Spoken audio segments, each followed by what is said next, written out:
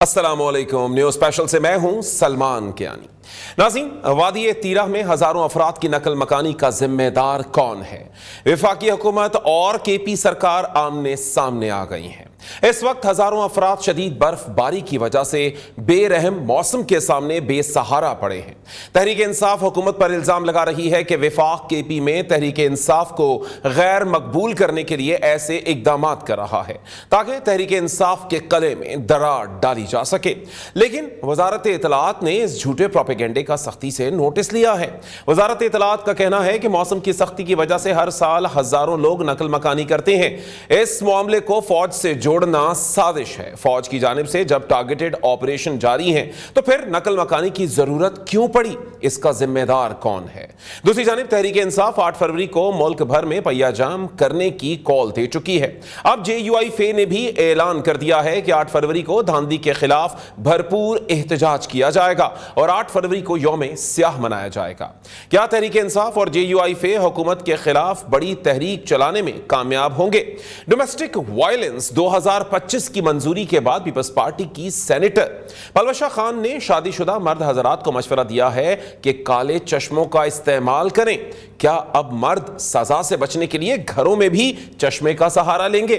بیوی کو گھورنا اور دوسری شادی کی دھمکی دینا قابل سزا جرم ٹھہرایا گیا ہے۔ کیا اب مردوں کے حق میں بھی کوئی قانون سازی ہوگی؟ ان سب سوالات کے جوابات جاننے کے لیے اپنے معزز پینل کی جانب بڑھتے ہیں۔ تو ناظرین، ہمارے ساتھ موجود ہیں عامر مغل صاحب، رہنما تحریک انصاف، عظمیٰ کاردار صاحبہ، رہنما مسلم لیگ نون تیمور تالپور صاحب، رہنما پیپلز پارٹی، اور حماد حسن صاحب سینئر تجزیہ کار ہمارے ساتھ موجود ہیں۔ تو سب سے پہلے گفتگو کا آغاز کریں گے عامر مغل صاحب سے۔ عامر صاحب، بہت شکریہ آپ کے وقت کا۔ عامر صاحب، اب ہم نے یہ دیکھا کہ اب جس طرح سے معاملات آگے بڑھے ہیں، اور یہ خاص طور پر وادی تیرہ کی بات کی جائے تو وادی تیرہ کا اب ملبہ یوں لگتا ہے کہ صوبائی حکومت پر ڈالا جا رہا ہے کہ شاید آپ کی وجہ سے ایسا ہو رہا ہے، یا پھر وہاں پر جو حالات بنے ہیں وہ لوگوں کی اپنی مرضی کی وجہ سے اتنی بڑی جو تعداد ہے لوگوں کی وہ نقل مکانی پر خود سے مجبور ہے۔ اصل صورتحال ہے کیا؟ کچھ آپ بھی بتا دیجئے۔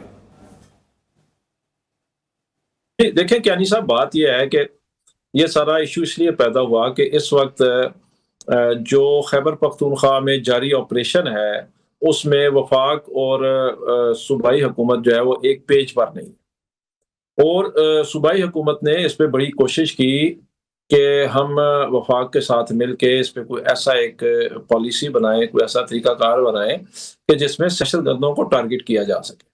لیکن دہشت گردوں کو ٹارگٹ کرنے پہ تو کسی کا کوئی اختلاف نہیں ہے، نہ ہی دہشت گردوں کے لیے کسی کے پاس کوئی ہمدردی ہے جو ہماری آ کے فورسز پہ حملہ کرتے ہیں، یا ہماری عام عوام پہ، سول لوگوں پہ حملہ کرتے ہیں، یا ہماری مساجد پہ، یا ہماری سرکاری عمارتوں پہ، یا مندروں پہ، یا چرچ پہ، یا گردواروں پہ حملہ کرتے ہیں۔ ان کے لیے تو کسی کے پاس کوئی نرم گوشہ نہیں ہے۔ یہاں پہ آتا ہے ایشو، اس بات پہ آتا ہے کہ جب آپ اس آپریشن کے نتیجے میں بے گناہ لوگ اس میں شہید ہوتے ہیں، بچے شہید ہوتے ہیں، عورتیں شہید ہوتی ہیں، نوجوان شہید ہوتے ہیں، بوڑھے بزرگ شہید ہوتے ہیں، اور ایک بہت بڑی تعداد ہے جو کولیٹرل ڈیمیج کے نام پہ ان آپریشنز کے نتیجے میں شہید کی جا رہی ہے۔ اسی وادی تیرہ میں ابھی پچھلے 2-4 ماہ میں لوگ بے گناہ لوگوں کی میں بات کر رہا ہوں۔ دیکھیں، آپ دہشت گرد کو ماریں، وہ اگر تیرہ کے اندر ہے تو تب بھی اس کو مارنا چاہیے، وہ اسلام آباد کے اندر ہے تو تب بھی اس کو مارنا چاہیے، وہ کراچی، لاہور، پشاور کے اندر ہے تو تب بھی اس کو مارنا چاہیے۔ دہشت گرد کی بات نہیں ہو رہی۔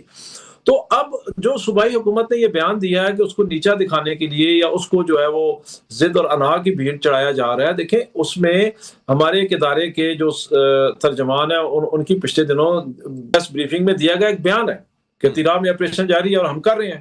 تو انہوں نے مطلب ایسا ایک میسج دیا کہ صوبائی حکومت بھلے کے آپریشن نہ کرو، ہم تو کریں گے آپریشن۔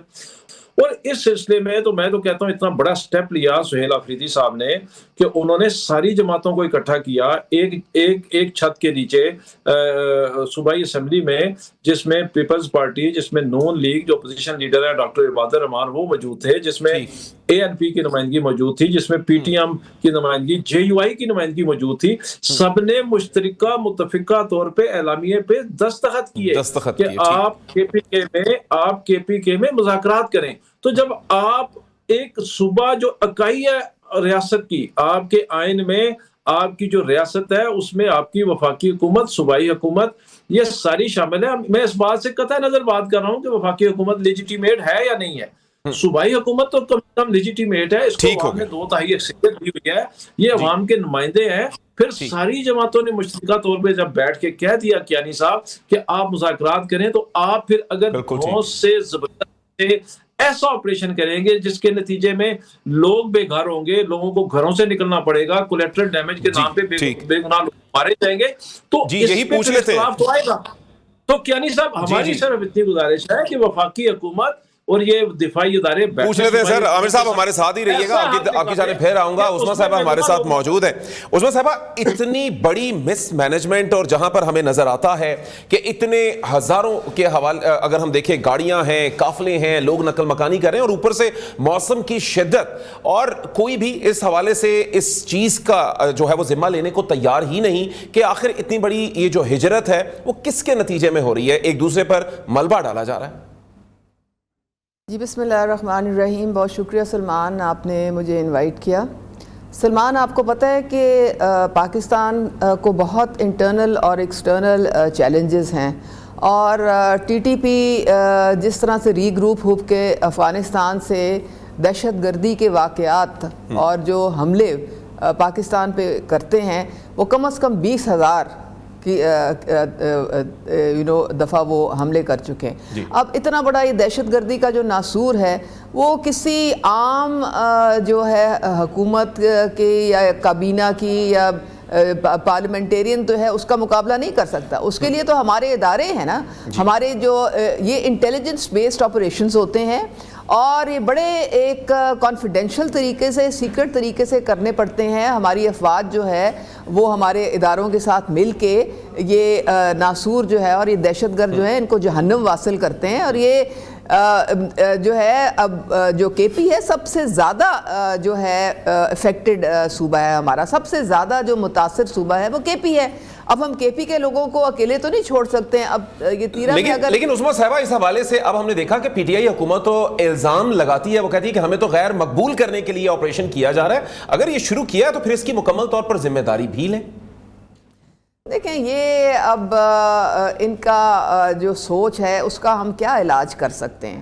انہوں نے شروع سے ملٹری آپریشن کی مخالفت کی ہے.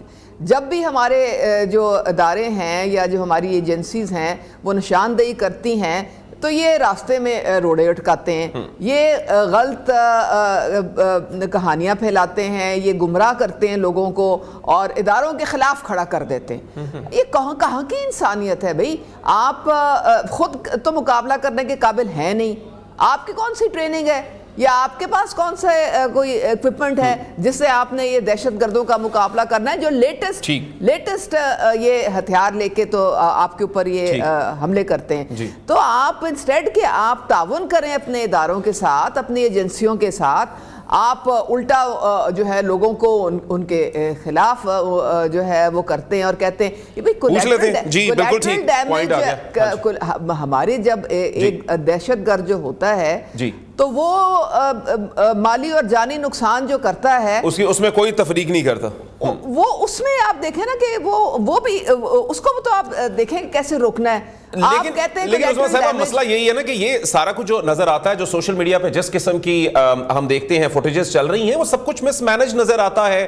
ہم دیکھتے ہیں چھوٹے چھوٹے بچے برف میں ہیں, ان کے پاؤں سے خون رس رہا ہے, اور پاؤں پہ انہوں نے جو ہے وہ شاپر آپ کہہ سکتی ہیں ایک شاپنگ بیگ سا چڑھایا ہے اور وہ چڑھا کے پھر رہے ہیں. تو یہ ساری صورتحال یقینی طور پر مس مینجمنٹ کی جانب اشارہ کرتی نظر آتی ہے. یہ تو اب کے پی کی حکومت نے پتہ نہیں ان کو کن حالات میں رکھا ہوا ہے. حماد حسن صاحب سے یہ پوچھ لیتے ہیں کہ کون ذمہ دار ہے, کیونکہ نہیں ہے ان کے پاس کوئی فیسلٹی ہے, بجلی ہے, پانی ہے, کچھ پوچھ لیتے ہیں. اس کا مطلب ہے کہ وہ بیچارے لاوارث ہیں. حماد صاحب نے بڑی گہری نظر رکھی ہوئی ہے کے پی کے جو معاملات ہیں ان پر, انہی سے جان لیتے ہیں. حماد حسن صاحب بہت شکریہ آپ کے وقت کا. حماد صاحب, کون ذمہ دار ہے, اصل میں ہو کیا رہا ہے, اس حوالے سے کچھ آپ بھی بتائیے. بہت شکریہ سلمان. پہلے ایک بات بتاؤں, جی شوم عامر مغل صاحب بیٹے ہیں تو برائے کرم نہ مجھے ان کے کسی سوال پر میرا رسپانس لے اور نہ میرے سوال پر لے, کیونکہ میں سنجیدہ صحافت کرتا ہوں. میں وہ صحافت نہیں کرتا کہ الجھتے رہیں اور بک بک کرتے رہیں. یہ عموماً شوز میں موضوع سے ہٹ کر الزامات اور اس کی طرف جاتے ہیں. بہرحال یہ ان کی اپنی مرضی ہے, لیکن میں فوکس کرتا ہوں سوال پر. دیکھیں بات یہ ہے کہ خیبر پختونخوا میں جو کچھ ہو رہا ہے اس میں سب کے سب برابر کے مجرم ہیں, برابر کے اس میں حصہ دار ہیں. یعنی آپ دیکھیں کہ یہ آپریشن 2001 سے شروع ہوئے, جب پہلی بار وزیرستان میں نیک محمد کی شکل میں ایک آدمی سامنے آیا تھا اور وہاں سے ٹیررزم شروع ہو گیا تھا. جی پتہ نہیں 25 سال میں یہ کیسے دہشت گرد ہے جو 25 سال میں ختم نہیں کیے جا سکے.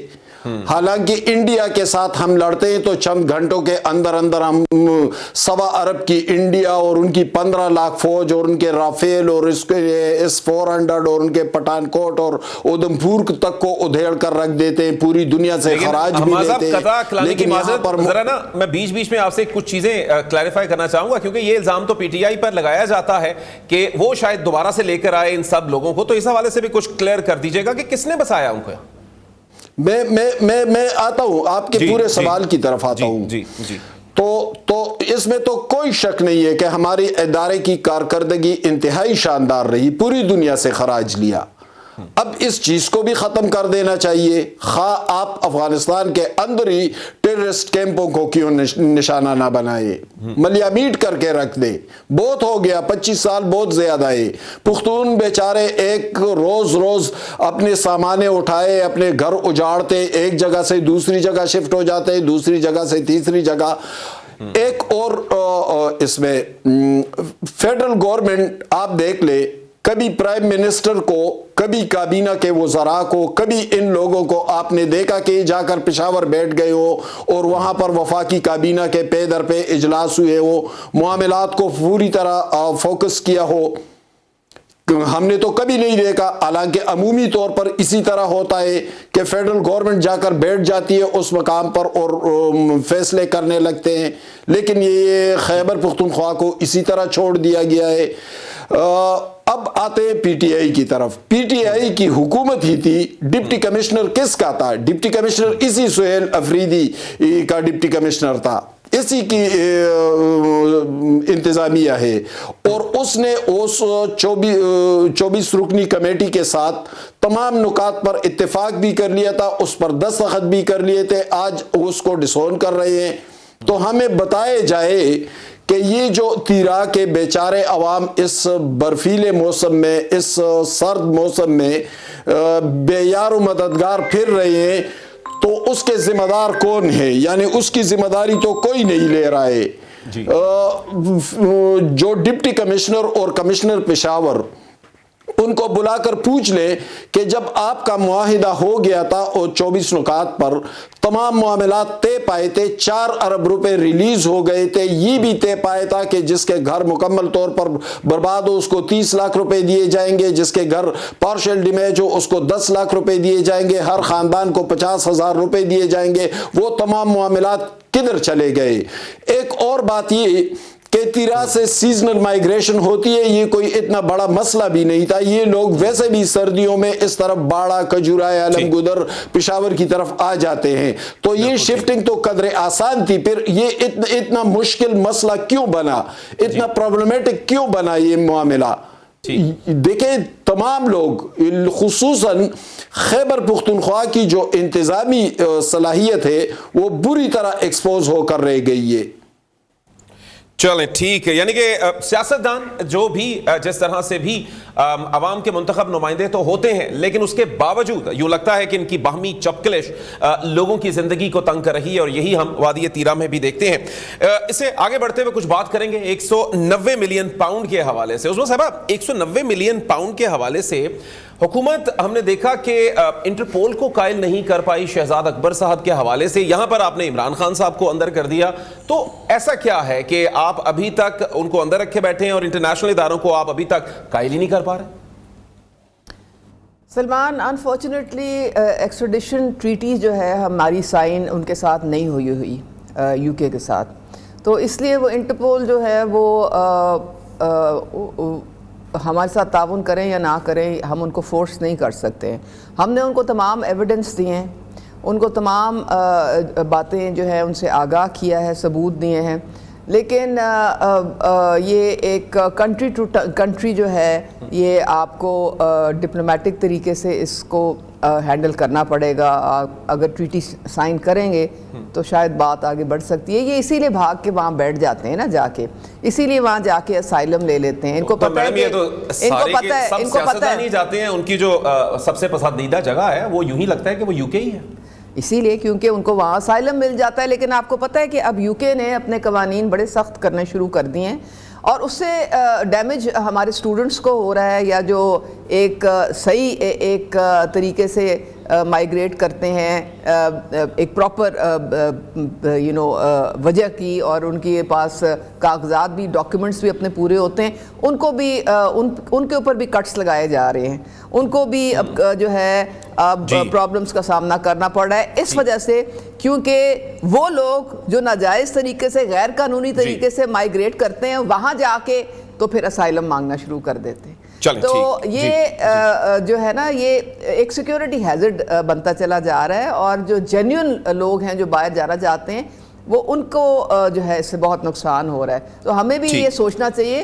اب یہ 190 ملین جو پاؤنڈ دیکھیں, یہ کیوں, یہاں پہ تو عدالتوں میں پروف تھا, القادر ٹرسٹ آپ کے سامنے ہے سارا کچھ, ڈھکا چھپا نہیں ہے. اگر سزا ہوئی ہے, وہ مجرم ڈکلیئر ہوئے ہیں, تو کورٹ تو آپ کو پتہ ہے ایویڈنس مانگتا ہے, ایویڈنس تھی تو جرم ثابت ہوا ہے نا. لیکن عظمیٰ صاحبہ, شہزاد اکبر صاحب کہہ رہے ہیں کہ یہ پیسے عمران خان صاحب کے پاس نہیں ہیں, حکومت کے اپنے پاس ہیں, ہمارے پاس تو کچھ بھی نہیں ہے. دیکھیں یہ ساری جو باتیں ہیں نا یہ کہنے کی نہیں ہیں, یہ کہنے نہیں, انہوں نے قائل کیا وہاں کے ادارے کو اس حوالے سے. انہوں نے جو 450 کنال زمین لی اس کے عوض, اس کا حساب کس نے دینا تھا؟ مجھے اور آپ کو کیوں نہیں وہ 450 کنال زمین. لیکن پیسے تو حکومت کے پاس ہی تھے نا, آپ ہی کے پاس ہیں پیسے, تو اس کے باوجود وہ کہتے ہیں کہ ہمیں اس طرف ڈریگ کیا جا رہا ہے. صرف خالی پیسوں کی بات نہیں ہے یہ. اچھا, اور بھی معاملات ہیں, پوچھ لیتے ہیں. بالکل اور بھی معاملات ہیں بیچ میں. چلیں, عامر مغل صاحب, پیسوں کے حوالے سے کلین چٹ مل گئی ہے آپ کو, مبارک ہو. شہزاد اکبر صاحب جو ہیں وہ اس حوالے سے نہیں, آپ نے کلین چٹ نہیں دی, لیکن آپ نے کہہ تو دیا کہ اور بڑے معاملات ہیں, پیسوں کے خالی معاملات نہیں. سلمان, مجھے ابھی وہ میرے کیونکہ یہ پرانا قصہ ہے نا, تو مجھے ذہن میں آ گیا ہے کہ یہ پیسے سپریم کورٹ کے ان کے اکاؤنٹ میں آئے تھے, اور جو ملک ریاض پہ جو جرمانہ تھا یہ اس کی مد میں گئے پیسے, یعنی وہ جرمانہ پے کیا جو ذاتی جرمانہ تھا ملک ریاض کا, وہ اس پیسے سے پے ہوا ہے. یہ بات ہے ساری. لیکن میڈم آئے تو آپ کے پاس ہی نا, انہی سے دانش اسکول اور یہ ساری جو ہم نے دیکھی ہیں یہ معاملات چلے, یہ تو سپریم کورٹ کا جرمانہ تھا نا, یہ ہمارے پاس تو نہیں آئے, یہ تو ان کا جرمانہ ادا کیا ہے انہوں نے. چلیں عامر مغل صاحب, وہی میں آپ سے کہنا چاہوں گا, ایک حوالے سے تو آپ کو شہزاد اکبر صاحب کو جو ہے وہ ایک ریلیف مل گیا, اور ان کو پکڑنے میں ناکام ہوئے, اور انٹرپول نے بھی انکار کر دیا, تو یہ تو بڑی خوشخبری ہوئی آپ کے لیے. تو یوں لگتا ہے کہ بانی بھی اسی حوالے سے کسی نہ کسی دن اسی طریقے سے باعزت بری ہو جائیں گے اس معاملے میں. میرے خیال میں جتنے سکون سے وہ آپ نے محترم حماد حسن صاحب کو اور میری بہن کو سنا, مجھے بھی تھوڑا ٹائم. جی بالکل جی, سب سے پہلے دوست ہے, پچھلے پروگرام میں میری اور حماد حسن صاحب کی کوئی تلخی ہوئی تھی, بلکہ وہ حماد صاحب کی طرف سے ہوئی تھی. حماد صاحب آپ بھائی ہیں ہمارے اور صحافی ہیں, جس طرح آپ تنقید کرتے ہیں تو کبھی کبھی ہمیں بھی موقع دے دیا کریں, ہمیں بھی آپ پہ تنقید کر دیں, تو غصہ نہ کیا کریں آپ. نہیں, تنقید برداشت کریں گے, یہ تو ہمارا کام ہے. ہمیں بھی حماد بھائی تھوڑا سا موقع دے دیا کریں نا, ہم بھی کبھی کبھی آپ پہ تنقید کر دیا کریں. تو میں تو سب سے پہلے جی جو حماد بھائی نے ابھی کیا, میں تھوڑا سا ان سے اختلاف کروں گا کہ انہوں نے کہا کہ 2001 میں جو وہ شروع ہوئے یہ ریاستی اداروں پہ جو ان کے خلاف جو ایجیٹیشن کہہ لیں یا کہہ لیں, یا اس کی بیسک وجہ جو ہے نا وہ دوست محمد یا صوفی محمد میرے خیال میں یہ نہیں تھے. اس کی جو بیسک وجہ تھی کہ 2001 میں جو ہم حصہ بنے, محمد تھے عامر مغل صاحب, وہ صوفی محمد نہیں, نیک محمد تھے, نیک محمد. میرے خیال میں جو یہ صوفی محمد دہشت گردی آئی ہے, صوفی محمد ٹھیک, وہ صوفی محمد مالکان میں تھے, نیک. ٹھیک, انہوں نے ایکسپٹ کر لیا اس کو. ہاں جی, وہ یہ کی دہشت گردی آئی ہے یہ جب ہم امریکہ کی جنگ کا حصہ بنے نا 9/11 کے بعد، تو اس سے پہلے دیکھیں ہمارا اتنا بڑا 2400-2500 کلومیٹر کا بارڈر ہے، ہماری اس پہ کوئی فوجی نہیں تعینات تھا. تو پتہ کیا ہوا کہ اچانک یہ 2400-2500 کلومیٹر کا ہمارا بارڈر غیر محفوظ ہو گیا. یہاں پہ دہشت گرد حملے ہماری فورسز پہ شروع ہو گئے، ہماری فورسز پہ خود کش بمبار آنے شروع ہو گئے. تو مطلب ہمیں سچ بولنا چاہیے ٹی وی پہ بیٹھ کے. اس کا واحد ذمہ دار جنرل پرویز مشرف ہے، جس نے امریکہ کی جنگ میں حصہ لیا اور کرائے کا قاتل بنا، جس نے اپنی ایئر بیسز شمسی ایئر بیس دی امریکہ کو، جہاں سے اڑ کے جا کے جہاز وہاں پہ حملے کرتے تھے، جس نے نیٹو کو جو ہے یہاں پہ سپلائی روٹ دیا، اور جس کے بدلے میں پھر آ کے وہ اپنا بدلہ لیتے تھے ہم سے. جب ہم افغانستان پہ جا کے حملے کرواتے تھے امریکہ سے، ہم فیسیلیٹیٹر بنے ہوئے تھے، کرائے کے قاتل بنے ہوئے تھے، تو جواباً وہ بھی آ کے حملے کرتے تھے پھر ہمارے اوپر. تو یہ ہم جو امریکہ کی جنگ کا حصہ بنے، یہ دہشت گردی تو اس کے بعد آئی ہے نا. تو یہ بیٹھے ہوئے حماد حسن صاحب، ان سے پوچھیں 9/11 سے پہلے کتنے ہماری فورسز پہ حملے ہوئے ہیں، 9/11 سے پہلے کتنے ہماری فوجی جوان. عامر صاحب آپ کا جواب میں بڑے تحمل سے سن رہا ہوں، لیکن ایک بریک کا کہا جا رہا ہے، بریک کے بعد آپ یہیں سے کنٹینیو کیجئے گا. ناظرین ایک بریک کے بعد پروگرام کے سلسلے کو آگے بڑھائیں گے. ویلکم بیک ناظرین، پروگرام کے سلسلے کو آگے بڑھائیں گے. بریک سے پہلے بات کر رہے تھے عامر مغل صاحب سے. عامر مغل صاحب کچھ 8 فروری کے پلان کے حوالے سے بھی بتا دیجئے، اور اب تو مولانا صاحب بھی یوں لگتا ہے کہ میدان میں اتر رہے ہیں، تو ان کو ہی ساتھ منا لیں اپنے.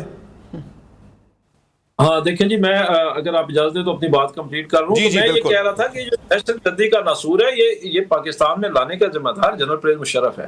اس کے بعد میں تھوڑا سا اس پہ مزید اتنی سی بات کروں گا کہ آخر کیا وجہ ہے کہ تحریک انصاف کے 3 سال 8 ماہ میں دہشت گردی بہت کم ہو گئی تھی 2018 سے لے کے 2022 تک. تو بھائی کم از کم عمران خان سے کچھ سیکھ لو، اس سے کچھ سمجھ لو، اس کی پالیسیوں پہ ہی عمل کر لو. اسے ایک دن کے لیے آپ بلا لیں، باہر نکال لیں، وہ آپ کو سمجھا دے گا.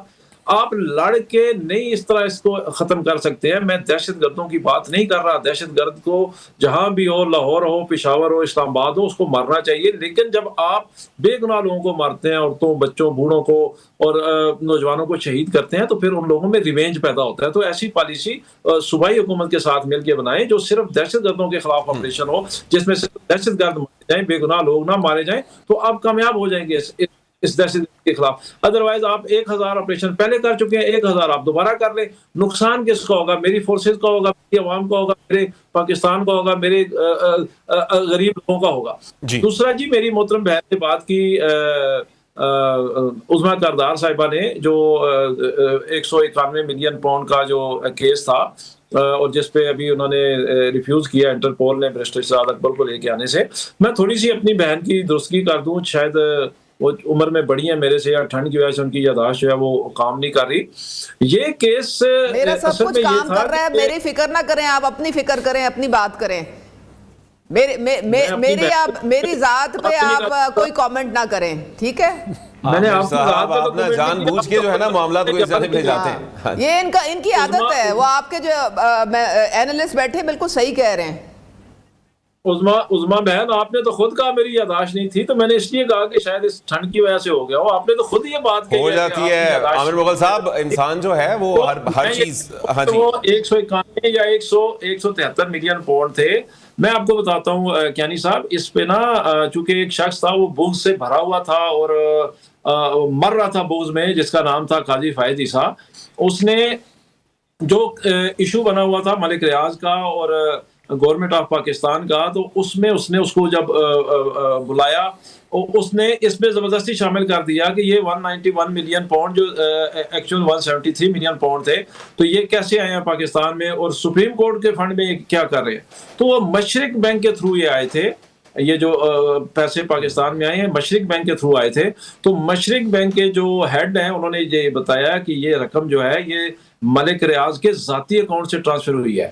اگر یہ NCA نیشنل کرائم ایجنسی جو انگلینڈ کی ہے، انہوں نے ضبط کی ہوتی ہے رقم وہاں پہ، تو پھر وہ ان کے اکاؤنٹ سے آتی پاکستان کے سپریم کورٹ کے یا کسی بھی اکاؤنٹ میں. تو یہ ملک ریاض کی وہاں پہ سیٹلمنٹ کی رقم تھی جو اس کے ذاتی اکاؤنٹ سے آئی. تو جب اس کے ذاتی اکاؤنٹ سے آئی تو پھر اس کی ادائیگی میں وہ جمع ہوئی سپریم کورٹ کی طرف. تو جو میری بہن یا ان کی حکومت نے جو جھوٹا مقدمہ بنایا ہوا ہے اس کی تو کوئی بنیاد ہی نہیں ہے. باقی انہوں نے بات کی. چلے ٹھیک، پوائنٹ آ گیا اس حوالے سے. عمران خان عامر صاحب آپ کی طرف آتا ہوں ذرا. ایک اور بھی اہم معاملہ ہے اس پر بھی بات کرنی ہے حماد حسن صاحب سے. حماد حسن صاحب جی 8 فروری پہ میں بات کر لیتا ہوں, آپ نے اس کا سوال سر آپ کو دوبارہ واپس آتا ہوں, دوبارہ اس پہ بات کر لیتے ہیں ذرا. حماد حسن صاحب سے بھی ایک اور ایشو جو ہے وہ خاص طور پر مردوں کے حوالے سے بحیثیت قوم جو ہے بڑا امپورٹنٹ ہے. حماد حسن صاحب, اب تو بیوی کو گھورنا اور اس کو طلاق کی دھمکی دینا یہ بھی اب جرم ٹھہرا. یہ کیا چاہتی کیا ہے حکومت؟ کیا سارے حقوق خواتین کے ہی ہیں یا کچھ مردوں کے بھی حقوق ہیں؟ سلمان, میں تو ان صحافیوں کی طرح نہیں ہوں جو ایک بہاؤ میں ایک لہر میں جاتے ہیں اور اسی کی حمایت کرتے ہیں. میں تو جس معاشرے میں, جس ملک میں, جس دھرتی پر میں رہتا ہوں وہاں کے اپنے کچھ مذہبی اقدار ہیں, کچھ روایتی اقدار ہیں, کچھ تاریخ ہے, کچھ اپنے نفسیات ہیں اس قوم کے. میں تو اس کے ساتھ کھڑا ہوں گا. میں تو کسی غیر ملک کے ایجنڈوں کے ساتھ کھڑا نہیں ہوں گا. مجھے تو اپنی روایتوں پر فخر ہے, مجھے تو اپنی تاریخ پر فخر ہے, مجھے تو اپنے مذہبی روشن فکری اور اقدار پر فخر ہے, اور میں اس کے ساتھ کھڑا ہوں. بالکل ٹھیک. یہ کب اسلام نے ہمیں کہا ہے کہ مرد عورتوں کے ساتھ برا سلوک کرے؟ قرآن پاک میں تو سورۃ نساء کی معنی ہی خاتون ہے, عورت ہے. وہاں تو ڈیفائن کیا گیا ہے, وہاں پر تو پوری طرح پروٹیکٹ کیا گیا ہے آج سے 1500 سال پہلے. اور مجھے سمجھایا گیا ہے کہ عورت کا تحفظ بھی کرنا ہے, اسے احترام بھی دینا ہے, اور میں اسی کے مطابق چلوں گا. میں کسی بیرونی ایجنڈے کے ساتھ نہیں چلوں گا. یہ پارلیمنٹ, اگر ان کے مخالفین اس پارلیمنٹ کے حوالے سے جو باتیں کرتے ہیں وہ چلو, میں تو وہ نہیں کرتا, لیکن اس پارلیمنٹ کا کردار دیکھے کہ فوری طور پر ایک ایسا متنازع بل پاس کر دیا. وہ تو پھر مولانا فضل الرحمان نے ادھیڑ کر رکھا بھی, لیکن بھائی ہمارے اپنے اقدار کدھر گئے, ہماری اپنی تاریخ کدھر گئی, ہماری اپنی روایتیں کدھر گئی؟ یہاں پر ماں کا تصور ہے, بہن کا تصور ہے, بیٹی کا تصور ہے. یہاں پر تو ہم ایک پرائی خاتون کا بھی احترام کرتے ہیں. یہ کہاں سے آپ این جی اوز والے ایجنڈے لا کر ہم پر مسلط کریں گے؟ گھوریں گے اور تو یہ ہوگا, اور یہ کریں گے تو یہ ہوگا. جو مرد بیوی کی شکایت پر 3 سال قید کاٹ کر آئے گا, کیا وہ اس بیوی کے ساتھ پھر رہے گا؟ یہ تو آپ خاندانوں کو توڑ رہے ہیں. بالکل خاندانی سسٹم پر میں تو اس کی حمایت ہرگز نہیں کروں گا. میں وہ لیبرل نہیں ہوں جو اپنے اقدار کو بھی بھول جائے. ہمارے اپنے اقدار موجود ہیں, ہماری اپنی روایتیں بڑی شاندار ہیں. جی بالکل ٹھیک ہے حماد صاحب, آپ کا اس حوالے سے پوائنٹ آ گیا. عظمیٰ کاردہ صاحبہ, آج پلوشہ خان صاحبہ نے یہ مشورہ دیا کہ مرد کالے چشمے لگا کے پھریں, تو شاید اب یہی حل رہ گیا ہے کہ سزا سے بچ جائیں. اس حوالے سے آپ سے بات کریں گے, لیکن ایک بریک کے بعد. ویلکم بیک ناظرین. پروگرام کے سلسلے کو آگے بڑھاتے ہوئے تیمور تالپور صاحب, رہنما پیپلز پارٹی, اس وقت ہمارے ساتھ ہیں. بہت شکریہ سر آپ کے وقت کا. سر سب سے پہلے تو یہی جاننا چاہیں گے کہ سانحہ گل پلازہ کی آگ 18ویں جو ترمیم ہے اس تک پہنچ رہی ہے یا پہنچائی جا رہی ہے؟ کچھ اس حوالے سے بتائیے گا. بسم اللہ الرحمن الرحیم. بہت ہی آپ کا ایک گہرا سوال ہے, اور میرے خیال سے اس گہرائی تک آپ پہنچ گئے ہیں, آپ کو پہنچانے میں آپ کی مدد کر سکتا ہوں. بیسکلی کچھ ایسے جماعت ایک پاکستان میں ہمارے صوبہ سندھ میں بطور نام ایگزسٹ کرتی ہے, جس نے ساری کوشش کر لی, سب حربے اپنا لیے, پر عوام ان کے ساتھ چلنے کو تیار نہیں ہے, کیونکہ ان کی جو سیاست تھی وہ دہشت گردی کی سیاست تھی. اب وہ رستے ڈھونڈتے رہتے ہیں, رستہ ملتا نہیں ہے, عوام ان سے نفرت کرتی ہے. تو اب وہ کہیں اور اپنی کوشش کر رہے ہیں کہ کسی طرح سے کوئی ایسا کام کریں کہ یہ سیاست کیے بغیر ہم اس صوبے کے یا کم سے کم کراچی کے مالک بن جائیں. ایک سوچی سمجھی سازش کے طریقے سے وہ چاہتے ہیں کہ اس کو ایک ایڈمنسٹریٹو یونٹ بنا چاہیے وفاق کا, جو کبھی سندھ کی عوام, سندھ کے لوگ, سندھ کی کوئی بھی سیاسی جماعت یہ کبھی ہونے نہیں دے گی. اور یہ پاسبل بھی نہیں ہے. کیا جہاں پر بھی آگ لگے گی, کیا اس کو آپ اسلام آباد لے جائیں گے؟ خدا نہ خواستہ اسلام آباد میں کی آگ لگی تو پھر کون سی یونٹ پہ لے کے جائیں گے؟ یہ بڑی ان کی فضول باتیں ہیں. ایک بہت بڑا سانیہ ہوا ہے, ہمارے دلوں کو رلایا ہے اس سانیہ نے, لوگوں کی جانیں گئی ہیں.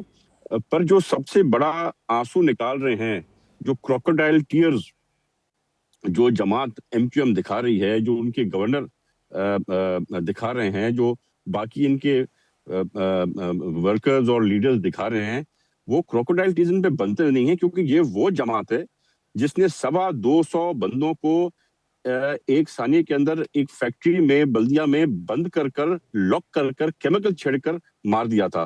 250 لوگوں کی ڈیتھ ہوئی تھی ان کی وجہ سے بھتہ نہ دینے پر، اور 100 سے زیادہ لوگ آج تک زندہ ہیں پر اپائے جان کے نیچے دھڑے کام نہیں کرتے. تو وہ لوگ بتا رہے ہیں کہ ان کو دکھ ہے، تو وہ اپنی گندی گھٹیا سیاست کہیں اور جا کے کریں، سندھ میں نہیں چلے گی. اچھا تیمور صاحب مجھے یہ بتائیے گا کہ نون لیگ پر تو مکمل اعتبار ہے نا، کیونکہ ہم نے دیکھا ہے کہ ایم کیو ایم والے کہتے ہیں کہ جناب اب ہم پیپلز پارٹی کے بغیر ہی 28ویں ترمیم کی طرف جائیں گے، تو یہ نہ ہو کہ نون لیگ آپ کی طرف سے کھسک کے دوسری جانب نکل جائے. دیکھیں جی، نون لیگ جہاں کھسکنا چاہے کھسک جائے. ہم نے تو نہ ان سے وزارتیں لی ہیں، نہ ایڈوائزرشپس لی ہیں، نہ ان کے ڈپارٹمنٹس ہم چلا رہے ہیں. ہم تو نیک نیتی سے مدد کر رہے ہیں اس جماعت کی، اس لیے کیونکہ پاکستان ایک بہت بڑے کرائسس میں تھا عمران خان کی حرکتوں کی وجہ سے. اس کرائسس میں سے، اس اکنامک کرائسس میں سے نکالنے کے لیے ہم نے پی ایم ایل این کی مدد کی. 2 بار ان کے کینڈیڈیٹ کو ہم نے پرائم منسٹر آف پاکستان بنایا ہے، صرف اور صرف پیپلز پارٹی کی مدد سے. چیئرمین بلاول بھٹو، آصف زرداری صاحب کی مدد سے یہ بنا ہے، ورنہ یہ خواب ان کا دور دور تک سچا نہیں ہونا تھا. میں نہیں سمجھتا کہ شہباز شریف صاحب، لیکن تیمور صاحب اس وقت ان کو آپ کی ضرورت نہیں ہے. ویسے دیکھیں جی، ضرورت تو ہم کو بھی ان کی نہیں ہے. ہم کون سی ان سے چیز لے کے بیٹھے جو چھین لیں گے. بٹ دا پوائنٹ از کہ ہم نیک نیتی سے ان کے ساتھ چلیں. تو میرے خیال سے یہ بھی نیک نیتی سے ان کو چلنا چاہیے. کم سے کم یہ ایسی کوئی چیز نہیں کر سکتے جو کہ سندھ کے صوبے کو، سندھ کی عوام کو دل دکھائے، اس کو نقصان دے. باقی یس، ہم نے بہت بار دیکھا ہے کہ ضرورت نہیں، لیکن دونوں کو کسی اور کی ضرورت ہے. اچھا ٹھیک. اچھا سینیٹر صاحب یہ بھی وہ بھی ضرورت وہ بھی ضرورت ان کو ہوگی جو حکومت میں بیٹھے ہوں گے. ہم تو حکومت میں نہیں ہیں. اچھا چلیں یہ بھی بتائیے گا کہ بہت کچھ ملا ہے. ٹھیک ہے. اچھا تیمور صاحب ذرا یہ بھی بتائیے گا کہ یہ کس نے بل پیش کر دیا ہے؟ مردوں کا بیوی کو گھورنا بھی اب ایک جو ہے وہ قابل سزا جرم ٹھہرا. تو یہ تو آگ لگ گئی تو یہ سب تک پہنچے گی. اور آپ کی وہ سینیٹر صاحبہ کہتی ہیں کہ گھروں میں اب جو ہے وہ مرد حضرات کالے شیشوں والی اینک استعمال کریں. تو اب اتنی مشکل ہوگی ہم مردوں کی زندگی. دیکھیے جی، میں بڑا خوش تھا جب میں نے یہ سنا تھا کہ بل پاس ہوا. میں نے اس کے کچھ آثار دیکھے تو بڑے اچھے تھے. اور جو رائٹس، ویمنز رائٹس ہیں، اس کے لیے پاکستان پیپلز پارٹی نے ہمیشہ سے سب سے آگے رہی اور انشاءاللہ ہمیشہ سے سب سے آگے رہے گی. اب وہ میں نے ابھی تک کنٹینٹ دیکھا نہیں ہے، پر میں نے بھی یہ کہیں پڑھا ہے کہ وہ اپنی بیوی کو میاں گھور نہیں سکتا، دوسری شادی کا کہہ نہیں سکتا. تو کچھ ایسی چیزیں مجھے بھی ریئلسٹک نہیں لگی. اور میں امید سمجھتا ہوں کہ یہ ایک مذاق ہوگا جو کہ صرف اور صرف اس حد تک ہوگا ایک آپ کو اور میرے کو ہنسانے کی. میں نہیں سمجھتا کہ اتنی سیریس چیز، ایک اتنے سیریس بل میں کوئی ایسی چیز کوئی ڈال سکتا ہے. تو I hope it is just a joke and not some thing serious. نہیں سر، اب مجھے لگتا ہے کہ آپ بھی ایک کالے چشمہ خرید ہی لیں، کیونکہ جب آگ لگے گی تو سب کے گھروں تک پہنچے گی. آپ دیکھیے جی، میں تو ویسے ہی اپنا چشمے اپنی جیب میں رکھتا ہوں. اس سے ان کو ٹلٹ کر کے کالا کرنا پڑے گا تو میری بچت ہو جائے گی. پر جن کو چشمہ لینا پڑے گا مجھے ان کا زیادہ ڈر ہے. چلے ٹھیک سر، یہ کالے مشورے کا کالا جو چشمہ ہے اس کے حوالے سے مشورہ دیا گیا ہے. لیکن چلیں یہاں تک تو معاملات چلے ہیں. عظمیٰ صاحبہ اب اسی کے اور بات کرنا چاہیں گے کہ یہ جو معاملات جس طرح سے آگے بڑھائے جاتے ہیں، ہم یہ دیکھتے ہیں کہ اب پیپلز پارٹی کی ضرورت یوں لگتا ہے کہ نون لیگ کو نہیں ہے، تبھی معاملات اتنی تیزی سے دوسری جانب جاتے ہیں. پہلے تو میں ذرا کامنٹ کر لوں. عامر مغل صاحب نے ایسی خوبصورتی سے ٹویسٹ کیا ہے اور جھوٹ کیا ہے. ان کو پتہ ہونا چاہیے کہ یہ جو پیسے آئے تھے یہ برٹش گورنمنٹ نے بھیجے تھے، اسٹیٹ بینک کے تھرو ہی آئے تھے سپریم کورٹ میں. تو یہ کہانی کو جو اس طرح کی جو موڑ توڑ کے پیش کرنے کی نہ ہی کوشش کریں تو اچھا ہے. مشرق بینک تو فلانا، یہ کوئی مشرق بینک بیچ میں نہیں تھا. اچھا اب آپ اس قانون کی طرف دیکھیں. اول تو یہ جو قانون جس کی آپ بات کر رہے ہیں یہ صرف لاگو ہوتا ہے فیڈرل ٹیریٹری میں، کسی پروونس کا یہ قانون نہیں ہے. لیکن آپ اس قانون کی روح کو اگر دیکھیں تو وہ عورتوں کے تحفظ اور جو ہمارے جو معاشرے میں ہمارا ایک میل ڈومینیٹڈ معاشرہ ہے، پیٹریارکل معاشرہ ہے. خواتین جو ہے وہ سب سے آپ کا پسا ہوا طبقہ ہے. اور جتنا ان کے اوپر تشدد اور وائلنس اور جو مار پیٹ وہ برداشت کرتی ہیں اور جس طریقے سے بدسلوکی وہ برداشت کرتی ہیں وہ سب کے سامنے، وہ ڈھکا چھپا نہیں ہے. یعنی کہ اب آپ وومن ڈومینیٹڈ ایک معاشرہ بنانے چلے ہیں سارے. نہیں، ویمن ڈومینیٹڈ کی بات نہیں ہے. آپ نے اپنے کمزور طبقوں کو ریاست نے سپورٹ کرنا ہے، ریاست نے ان کے پیچھے کھڑا ہونا ہے تاکہ ان کے جو زندگی ہیں، ان کے جو بنیادی حقوق ہیں، ان کو جو ہے پامال نہ کیا جا سکے. لیکن دیکھیں، آپ مجھے صرف اتنی سی بات بتا دیں کہ نبی پاک صلی اللہ علیہ وسلم کی اسوہ حسنہ اگر آپ دیکھیں، انہوں نے کبھی کسی اپنی وائف سے، امہات المومنین سے اونچی زبان میں بھی کوئی بات کی، کوئی ان سے غصے ہوئے یا کوئی بدسلوکی کا کوئی واقعہ سامنے؟ ہرگز نہیں. وہ تو اتنے ایک حلیم اور ایک اچھے اور طریقے سے ان کے معاملات ہوتے تھے. ہم کوئی اپنے آپ کو کہتے تو مسلمان ہیں، لیکن وہ ہر کام کرتے ہیں جس سے اسلام نے ہمیں منع کیا ہے. تو ہم تو سمجھتے ہیں کہ عورت تو گھر کی باندھی ہے، وہ تو ہمارے حکم پہ چلنا ہے اس نے، اور مجال اس کی نہیں. اب آپ چھوٹا سا، میں چھوٹا سا ایگزامپل دیتی ہوں. دیکھیں یہ ابھی مجھے ڈسٹرب نہ کریں نا پلیز، اب اپنی باری پہ بات کریں. یہ چھوٹا سا میں آپ کو مثال دیتی ہوں کہ اس میں قانون میں لکھا ہوا ہے کہ جوائنٹ فیملی میں آپ زبردستی ایک عورت کو نہیں آپ رکھ سکتے ہیں، قانون جو ہے اس کی اجازت نہیں دیتا. تو یہ تو بات بھائی ہمارے پروفٹ محمد صلی اللہ علیہ وسلم بہت پہلے ہمیں بتا گئے تھے. اسلام جوائنٹ فیملی میں نہیں بلیو کرتا، اور اسلام کہتا ہے کہ جب آپ شادی کسی کی کرتے ہیں تو آپ ان کو علیحدہ جو ہے گھر دیں، وہاں پہ وہ لوگ رہیں. جیب بھی تو اجازت دے دے نا. اسلام تو جو ہے ایک بہترین جو ہے مثالیں قائم کرتا ہے. کچھ لوگوں کی جیب اجازت نہیں دیتی اس حوالے سے، تو اب تو لوگ جو ہے وہ شادیاں کرنا ہی چھوڑ دیں گے اس کے پیچھے. نہیں تو یہ تو اب دیکھیں نا، اب کم عمری کی شادیاں جو ہیں وہ کتنا عذاب بن گیا ہے ہمارے اوپر. اس کے خلاف کیوں نہیں قانون آج تک پنجاب میں پاس ہوا؟ کیونکہ ہم چاہتے ہیں کہ کم عمری کی شادیاں کریں، ہم چاہتے ہیں کہ بچیاں نہ پڑھیں، ہم چاہتے ہیں کہ ان کا مستقبل تاریک ہو اور وہ ہمارے کنٹرول میں رہیں. ہم تو چاہتے ہیں کہ زچگی میں ان کی وفات ہوتی رہے. جی بالکل. ایک چھوٹی بچی کو ہم ماں بنا دیتے ہیں، اس کے سارے خواب برباد کر دیتے ہیں. ہم تو چاہتے ہیں کہ اس طرح کے کام ہوں. بالکل ٹھیک. اچھا عامر مغل صاحب، آپ کا تعلق تو اسلام آباد کی ٹیریٹری سے ہے. سر آپ ہی کچھ کالا چشمہ خرید لیں اور اپنے معاملات کچھ بہتر کریں. دیکھیں، آپ نے بالکل ٹھیک کہا ہے جی. شاید حماد حسن صاحب بھی اس قانون سے بچ جائیں. میری بہن جو ہے وہ عظما کردار صاحبہ، یہ بھی لاہور میں شاید رہتی ہیں، اور تیمور تالپور صاحب تو رہتے ہی شاید سندھ کراچی میں ہے. تو اس کا نشانہ تو لگتا ہے یہ میرے خلاف ہی سازش ہوئی ہے، یہ قانون جو بنایا گیا ہے. اور بڑا مزاحیہ سا قانون ہے جی کہ آپ اپنی بیوی کی طرف گھور کے دیکھیں. ہو سکتا ہے میں پیار سے دیکھ رہا ہوں اپنی بیوی کی طرف. میں آپ کو سچی بات بتاؤں کہ صاحب، میں تو پہلے بیوی سے بڑا ڈرتا ہوں. قانون کے بعد تو میں سوچ رہا ہوں یا میں لاہور شفٹ ہو جاؤں یا میں کے پی کے شفٹ ہو جاؤں، کیونکہ میں بیوی کی طرف پیار سے دیکھ رہا ہوں گا اور وہ ہو سکتا ہے اس کو لگے مجھے گھور کے دیکھ رہا ہے. اور جو اس میں دوسری بات یہ ہے کہ آپ بیوی کو طلاق کی دھمکی دینے پہ بھی آپ پہ جو ہے وہ کیس بنے گا اور آپ جیل جائیں گے. ایون یہ کہ اسلام تو یہ کہتا ہے کہ آپ اپنی مسز کو طلاق دے سکتے ہیں. اگر آپ کے اختلافات اس نہج تک پہنچ جاتے ہیں کہ آپ کو اس کے ساتھ گزارا ممکن نہیں ہے تو آپ اس کو طلاق دے سکتے ہیں. اگرچہ اسلام میں طلاق سب سے ناپسندیدہ، میں نے ایک حدیث شریف پڑھی ہے کہ اللہ تعالیٰ کو حلال کاموں میں سب سے زیادہ ناپسند جو ہے وہ طلاق کا کام ہے، کیونکہ یہ اللہ تعالیٰ اس کو پسند نہیں کرتے. تو جب طلاق کی گنجائش ہے اسلام میں، ہمارے قانون میں، پاکستان کے آئین میں، تو یہ عجیب سا قانون ہے. طلاق کی گنجائش ضرور موجود ہے، لیکن طلاق کی دھمکی دینے پہ سر اب یہ بھی تو دیکھیں نا کہ دھمکی کی گنجائش نہیں چھوڑی انہوں نے سر، اب ڈائریکٹ طلاق کی گنجائش چھوڑی گئی ہے. دینے پہ تو اس کو پھر پھانسی کی سزا دے دیں گے آپ. اور تیسرا جو اس میں انہوں نے کہا کہ ابھی انہوں نے اس کی طرف اشارہ کیا عظما کردار صاحبہ نے، ابھی تیسرا انہوں نے کون سا پوائنٹ بولا ہے؟ ایک پوائنٹ انہوں نے تیسرا ابھی بتایا ہے نا سر. یہ تو انہوں نے کہا کہ پوچھ لیتے ہیں حماد صاحب سے. حماد صاحب اسی حوالے سے پوائنٹ دینا چاہ رہے تھے. حماد صاحب بتائیے گا.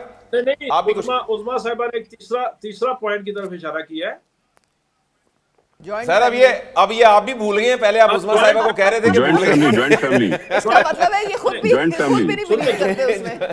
جوائنٹ فیملی یا ڈر بہت گئے. کسی جگہ اسلام میں نہیں لکھا ہوا، کسی جگہ اسلام میں جوائنٹ فیملی کے حوالے سے حماد صاحب بہت شکریہ آپ کا. تیمور صاحب نے بھی بتا دیا. تیمور صاحب آپ کا بھی شکریہ. اسلام یہ کہتا ہے کہ اپنے ماں باپ کو کبھی نہ چھوڑو, سب ساتھ رہو, جہاں تک مجھے اندازہ ہے. نہیں یہ بالکل غلط بات ہے, یہ غلط بات ہے. یہ بالکل ویسٹرن کلچر ہے, اپنا جو پرائیویسی ہے اسلام میں وہ پرائیویسی میاں بیوی کی مینٹین کی جاتی ہے. چلے ٹھیک ہے, اس حوالے سے پوائنٹ آ گیا. حماد صاحب بھی, حماد بھائی کا تو موقف بتائیں. جی حماد صاحب آپ کا موقف جاننا چاہیے. عامر صاحب آپ کا بھی. بیٹے کی شادی کریں گے تو اسے اپنے سے علیحدہ کر دیں گے, اچھی بات ہے. جب آپ کے پاس وسائل ہو تو آپ اسے علیحدہ کر دیں گے. حماد صاحب کا موقف بتائیں. چلے بالکل حماد صاحب کا موقف آنے والا. جی حماد صاحب آپ بتائیے گا. سر تیمور صاحب کی بھی خاص فرمائش آئی ہے آپ کے موقف کے لیے. سر دیکھیں سلمان, بہت شکریہ تیمور بھائی. دیکھیں سلمان اس بی بی کو سمجھا دے کہ یہ اپنی طرف سے تشریح نہ کرے اسلام کی. آپ نہ ہی سمجھائیں تو اچھا ہے. ایک منٹ بھائی آپ اپنے آپ کو خاموش ہو سمجھا دیں جائے نا. پہلے, بی بی کو آپ رہنے دیں. یہی تو مسئلہ ہے آپ کا. آپ غلط بات کریں گے تو میں کاؤنٹر کروں گا. آپ کم تر سمجھتے ہیں بیویوں کو, یہی تو سارا مسئلہ ہے. یار حماد بھائی کا موقف سنیں بس مجھے پلیز. بولنے تو دیں عثمان صاحب. حماد صاحب کا پوائنٹ تو آ جائے. وہ آپ کو پسند ہے. حماد صاحب کا پوائنٹ تو آ لینے دیں. چلے بیویوں کو رہنے دیں. تجزیہ سینئر تجزیہ کر رہے ہیں, ان کو پوائنٹ تو دیکھ. ان کو خاموش کر دیں ذرا میں بات. ہم سب کا میوٹ مائک یہ مردانہ مائنڈ سیٹ ہے حماد صاحب کی پوائنٹ تو سن لیں. وہ سمجھتے ہیں کہ عورت نچلے درجے کی ہے. میڈم ہو سکتا ہے وہ آپ کے حق میں ہو, پوائنٹ ذرا سن تو لیں. دیکھیں حضرت اویس قرنی رضی اللہ عنہ, سلمان چھوڑ دیں ان کی باتوں کو یار, یہ پتہ نہیں روز روز جماعتیں بدلتی. یہ دیکھیں حضرت جی حماد صاحب قانون سازی میں اسلام کی غلط تشریح کرتی ہے. دیکھیں آپ کا یہ بتا یار ان کا ذرا سن لیں میڈم, کیا ہے بس ان کا پوائنٹ لے کے ختم کرنا. جی حماد صاحب دیکھیں یہ کہتی ہے کہ اسلام میں یہ ہے کہ الگ گھر دیں گے. حضرت اویس قرنی رضی اللہ عنہ مشہور صحابی ہیں. حضور کریم صلی اللہ علیہ وسلم سے ان کی ملاقات نہیں ہوئی تھی اور پھر بھی ان کو ٹائٹل ملا تھا صحابی کا. ان کی ملاقات اسی لیے نہیں ہوئی تھی کہ انہوں نے پیغام بھیجا تھا حضور کریم صلی اللہ علیہ وسلم کو کہ میری ماں بہت بوڑھی ہے اور میں ان کی خدمت کر رہا ہوں, آ نہیں سکتا. تو ان کو کہا گیا تھا, پیغام واپس بھیجا گیا تھا کہ آپ بالکل نہ آئے, یہاں آنے سے ضروری ماں کی خدمت ہے. اور یہ کہتی ہے کہ الگ گھر کا اسلام میں بتائے گا. غلط ڈیفینیشن نہ کرے اسلام کی. آپ جو بولے وہ آپ کی مرضی ہے, جس طرح بولے. دوسری بات اس کو یار خاموش کرے یار, یہ بات نہیں کرنے دیتی. پوائنٹ تو پورا لے لینا. ابھی ایک بات ہوگی آپ اپنی ٹرن پہ اس کو کم کر لیجیے. گمراہ کن یہ کر رہے ہیں. یار پلیز حماد صاحب کو بات مکمل کر دیں, ہم سن لیں صرف. حماد صاحب ذرا ایک منٹ بات تو پوری کر لیں. عثمان صاحب اب تو تیمور صاحب بھی ریکویسٹ کر رہے ہیں. سلمان کا مطلب یہ ہے کہ آپ کے ماں باپ بالکل صحیح سلامت ہیں, ٹھیک ٹھاک ہیں, لیکن آپ لاتے ہیں بھائی پلیز حماد صاحب کی بات سن لیں. اچھا وہ حماد صاحب بات تو سن لیں حماد صاحب کی. جی حماد صاحب. اور آپ نبی پاک صلی اللہ علیہ وسلم کی, آپ مجھے بتا دیں ان کی جو ازواج مطہرات تھیں, کیا وہ علیحدہ علیحدہ اپنے کمروں میں نہیں, اپنے اپنے گھروں میں نہیں تھیں؟ اس کا جواب دے دیں مجھے. کیا وہ چلیں اب جواب لے لیتے ہیں. جی حماد صاحب اپنا پوائنٹ پورا کیجئے گا. چلیں ٹھیک, حماد صاحب سے کر لیتے ہیں. جی حماد صاحب. ہو گئی ہے. دیکھیں صورتحال اتنی بھی خراب نہیں ہے. یعنی آپ ویسٹرن کنٹریز کو دیکھیں, وہاں پر ڈائیورس کا ریشو دنیا میں سب سے زیادہ ہے. تو اس لیے زیادہ ہے کہ گویا وہاں پہ خانگی معاملات میں بگاڑ ہے. اور یہ نہیں کہ ہم کوئی آئیڈیل ملک ہے, پوری دنیا میں ہوتا ہے, انسانی نیچر ہے. لیکن ایسا بھی نہیں ہے جس طرح بی بی نقشہ پیش کر رہی ہے کہ بعض یہاں پہ پسے ہوئے طبقات, یہاں پر بالکل پسے ہوئے طبقات نہیں ہے. یہاں پر ماں کو احترام حاصل ہے, بہن کو احترام حاصل ہے, بیوی کو احترام حاصل ہے, بیٹی کو احترام حاصل ہے.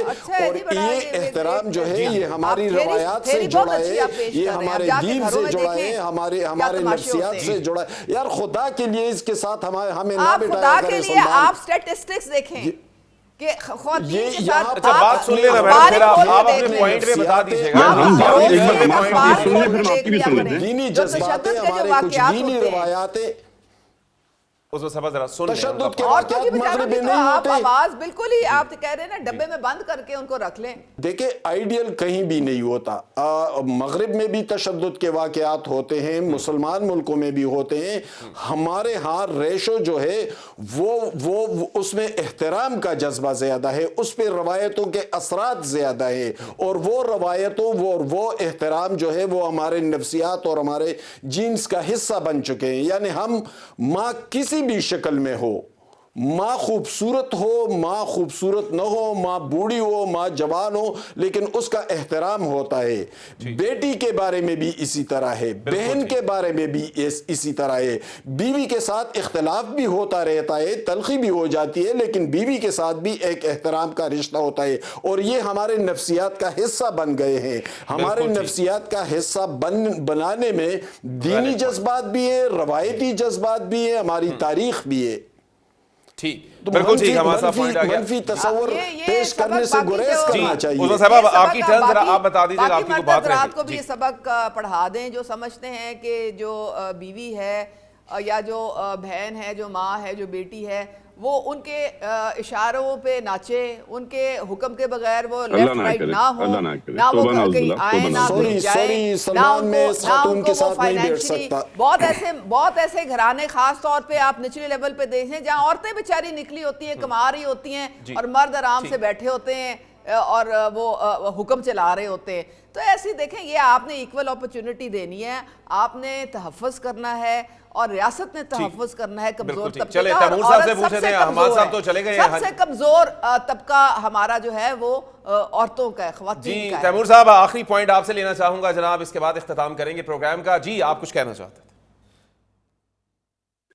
ہمارا دیکھیں, ہمارا جو کلچر ہے, ہمارا کلچر کے ساتھ ہمارے پاس ایک ماں بہن کا احترام کا رشتہ ہے جو شاید اور کسی ملک میں اتنا گہرا, اتنا پیار والا نہ ہو. اور ہمارا جو اسلام ہے وہ ہر چیز کی ہمیں ترجیح, طریقہ کار بڑی ڈیٹیل میں مائنیوٹلی بتاتا ہے. اوکے ناظرین, یہ آج کا پروگرام, اور اس پروگرام سے اب تک کے لیے اتنا ہی. ایک نئے پروگرام کے ساتھ ایک دفعہ پھر سے حاضر ہوں گے, تب تک کے لیے اللہ حافظ.